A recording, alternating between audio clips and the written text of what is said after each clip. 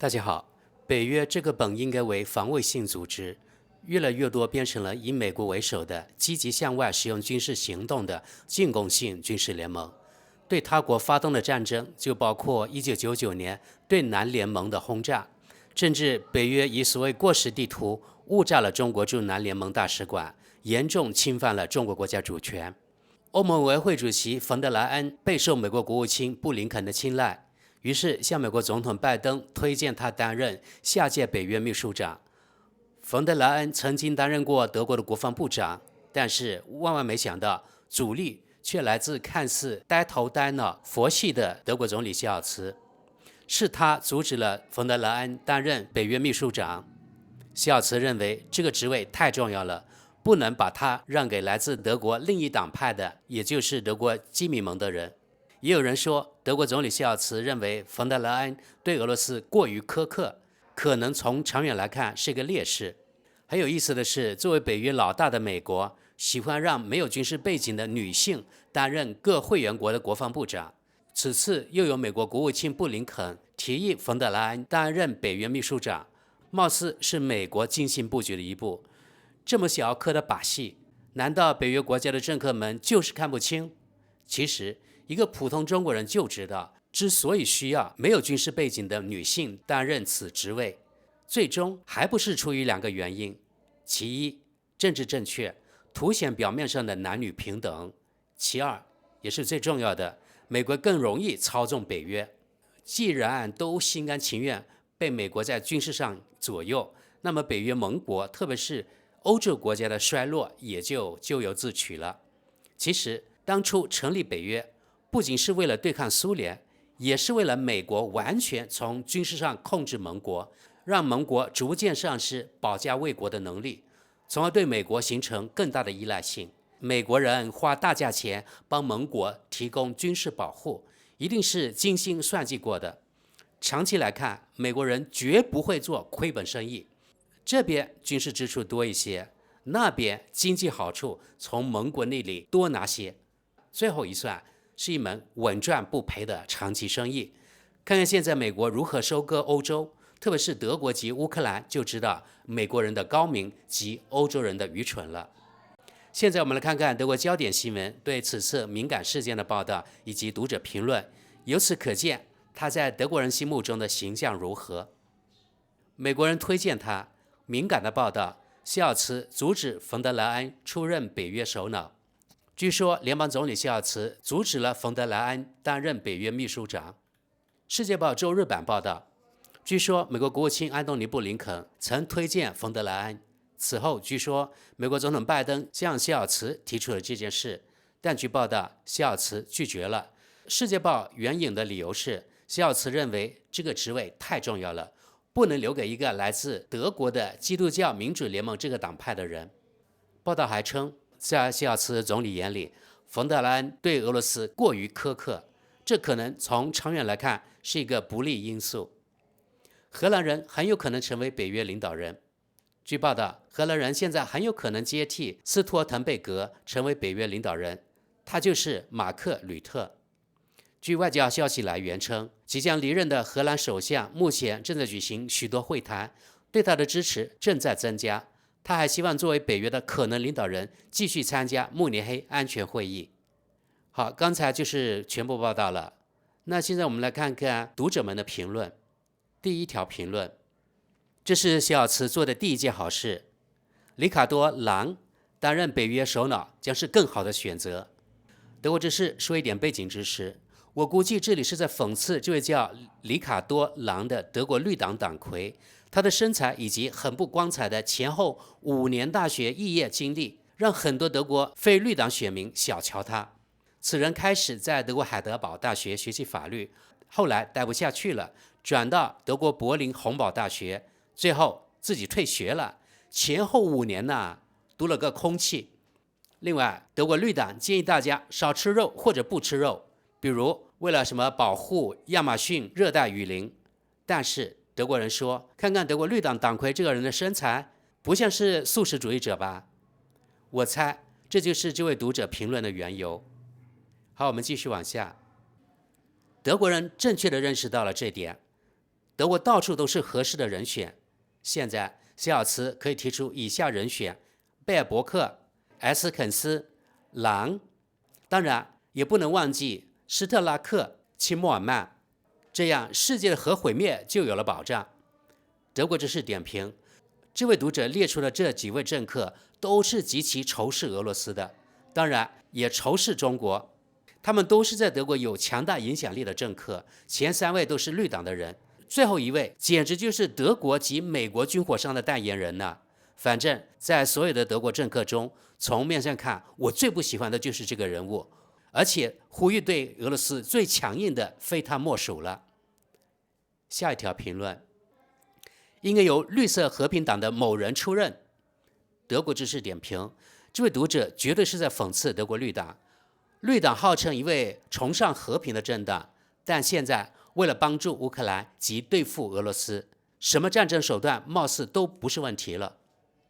下一条评论，应该由红绿灯政府的某人出任。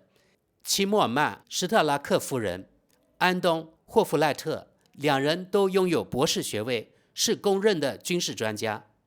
德国之士点评，感觉这位读者是在讽刺，而且感觉不少德国政客歪瓜裂枣的。你看人家安东的长长的秀发多美啊！不过说实话，我特别不喜欢留长发的男人，看见他我就想起了中国的矮大紧。不知道大家是否有同样的感觉？拜登政府想借此达到什么目的？到目前为止，冯德莱恩在每个职位都造成了最大的破坏。我认为美国人不可能不知道这一点吧。唯一的结论就是他们想摧毁北约，因此与特朗普没有区别，只是更加微妙而已。下一条评论，我当然不是奥拉夫·肖尔茨的粉丝，但这次例外，我认为他做对了。冯德莱恩并不是民主选举当欧盟领导的，他已经造成了足够的伤害。无论是在德国联邦国防军，还是现在在欧盟，他做了什么好事，我还真想不出。下一条评论，冯德莱恩被驱赶到欧盟，因为他作为德国国防部长已经让人无法接受。他在北约能取得什么成就？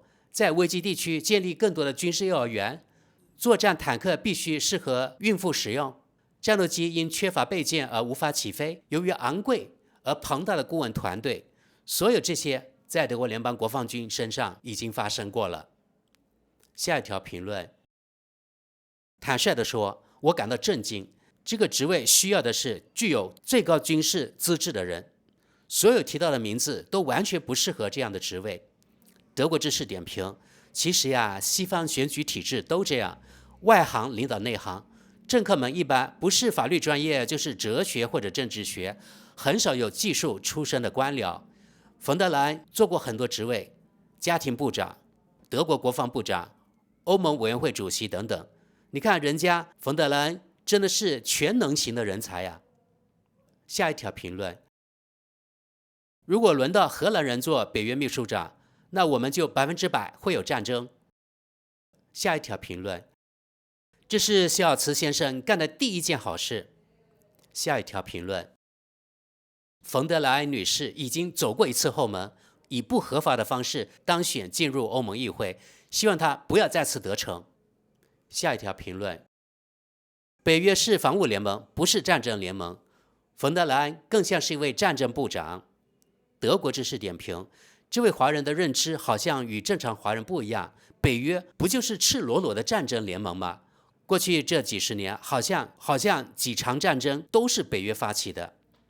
下一条评论，显然冯德莱恩是美国人最喜欢的候选人，他主要代表美国民主党的利益，同样敌视俄罗斯。而在我的印象中，这早在战争之前，他第一次出现在公众面前的时候就已经是这样了。下一条评论，我衷心感谢肖尔茨，我无法想象如果让冯德莱恩担任这一职务会发生什么。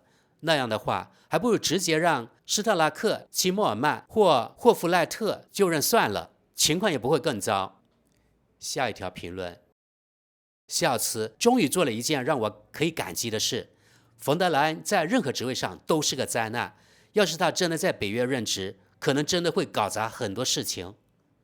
下一条评论，冯德莱恩很想让乌克兰加入北约，这是美国特别想做的，他们就能在那里再建立军事基地，到时候普京就彻底被包围了，那就好玩了。下一条评论。首先，美国国务卿布林肯提议冯德莱恩担任北约秘书长，绝对是胡说八道。他为什么要这么做？其次，冯德莱恩完全没有资格担任这一职位，他只是喜欢这个职位而已。此外，说肖尔茨会阻止冯德莱恩，完全是无稽之谈。除了冯德莱恩本人和他的联盟支持者之外，无论如何也不会有人会把这个职位交给冯德莱恩的疯狂想法。这篇报道从头到尾都是一派胡言，其目的只是为了掩盖这样一个事实，即北约组织中没有一个头脑正常的人希望冯德莱恩到那里任职，因此有人必须背锅，说他不该去北约。谁呢？当然就是肖尔茨了，反正现在什么事都可以甩锅给他。下一条评论。仅凭布林肯的这一提议，就表明美国不是德国的朋友。这个女人在之前的每个职位上都是绝对的失败者。她去欧盟任职也是被安插，而不是被选举出来的。下一条评论。现在我终于明白肖尔茨为什么去拜访拜登了。他们没有讨论关于北溪1号以及北溪2号的新故事，而是谈论了冯德莱恩。下一条评论。冯德莱恩女士肯定不是北约秘书长的合适人选，因为担任德国国防部长时就不及格。然而，如果肖尔茨说的理由是真的，即不想一位基督教民主人士担任这一职位，他这么说真的是无耻。下一条评论。肖尔茨说的理由当然是无稽之谈，但他在这件事上是完全正确的。冯德莱恩这个无能的政客，在他的所有职能中只留下一片焦土，造成了巨大损失。现在是他退休的时候了。下一条评论。肖尔茨的决定绝对正确，这个女人在欧盟造成的破坏已经够多的了。她到底为谁工作，至今仍不清楚，至少主要不是为了欧盟人民的利益。作为北约首脑，她可能更容易受美国的影响。下一条评论。总理先生，您做了正确的事，拒绝了美国人提出了一项相当恶心的人事任命，我对你的好感增加了。下一条评论。他拯救了冯德莱恩，无论谁接任北约领导人，在乌克兰失败和即将上任的特朗普总统之后，都会有一段艰难的时期。下一条评论。我再说一次，这是唯一正确的决定。冯德莱恩夫人坐那个位置根本就是个错误。和泽连斯基先生进行更多的兄弟之吻，不了，谢谢。下一条评论。肖尔茨一定是出于嫉妒、傲慢和自大才做出了正确的事情。美国佬自然希望冯德莱恩就任那个职位，因为他可以在短时间内搞坏一切，这就正中美国的下怀。下一条评论。德国总理做出了一个罕见但正确的决定：一，冯德莱恩在担任所有部长职位上都失败了，他的无能屡次把他送到了更高的职位。他也不是通过选举到欧盟任职，而是被任命的。第二，一个不再拥有自卫能力的军队不能做出任何贡献，并且在过去20年里一直不想做出任何贡献的国家不配就任北约的最高职位，这是合乎逻辑的。无论如何，北约的最终决定权都在美国，没有美国，北约的其他国家一事无成。下一条评论。美国推荐冯德莱恩，原因可能众所周知，我希望美国的计划不会成功。下一条评论。但我们又是幸运的，如果由最无能的政客领导北约，那将是何等的疯狂，世界和平也将因此而终结。下一条评论。我很清楚美国希望冯德莱恩女士担任北约秘书长，因为我们知道她对美国的意愿言听计从，比如制裁俄罗斯，送数十亿欧元给乌克兰，泽连斯基的稳之女王已经在设法彻底毁掉欧洲，红绿灯政府正在与绿色梦幻舞者一起毁掉德国。下一条评论。冯德莱恩担任北约负责人，他对联邦国防军的衰落有重大作用，因此不适合担任北约这一职务。下一条评论。当然没有人相信德国总理参与了美国人决定的北约秘书长继任者，你不会问普京的好朋友是否以及如何清除他吧？下一条评论，只有一件事让我担心，如果冯德莱恩没有了用武之地，他会成为德国总理吗？他甚至不需要通过选举，看看他现在的职位就知道了。下一条评论，不，这不是愚人节，我还是先把咖啡吐在了键盘上，这是谢尔茨自出生以来做得最好的一件事。下一条评论，这证实了我们迄今为止对谢尔茨的所有了解，他的性格，他的战略取向，他对俄罗斯的秘密忠诚，以及他对本国利益的完全漠视。下一条评论，这报道有什么敏感的？他在德国多个部委的工作已经证明他不能胜任自己的工作，这就是他被派往布鲁塞尔的原因。在那里他也证明了自己的无能，因此总理奥拉夫正确地认识到了这点。下一条评论，奥拉夫·谢尔茨在其总理任期内确实做了一次正确的事情。德国之事说明，我发现非常多的读者都说，德国总理阻止了冯德莱恩当北约秘书长是他在位唯一做的正确的事，这是大家的共识。下一条评论，希望也有足够多的票反对他连任欧盟委员会主席。困难的是找到一个称职的继任者，因为作为潜在竞争对手的有能力的人已经或正在被到处排挤。好，朋友们，今天关于冯德莱恩被德国总理谢尔茨阻止接任北约秘书长的事，我们就到这里吧。大家可以看到，几乎没有任何读者认可这个冯德莱恩，但人家还不是职位一次做得比一次高，他都不是选上去的，而是政治分赃的结果。选民们即使有选票有什么用吗？吃香喝辣跟选民半毛钱关系都没有。政客们吃肉，选民们连汤都喝不到。但我有一个疑问啊，德国总理算老几？为什么美国国务卿推荐的人，德国总理一句话就可以否决？这是不是某人借德国媒体之口，然后呢借刀杀人？就是说，因为谢尔茨反对，所以冯德莱恩无法如愿担任北约秘书长。总感觉没那么简单，背后的高人做到了：第一，离间德国总理与基民盟；第二，阻止了冯德莱恩占据要位。不知道各位怎么看？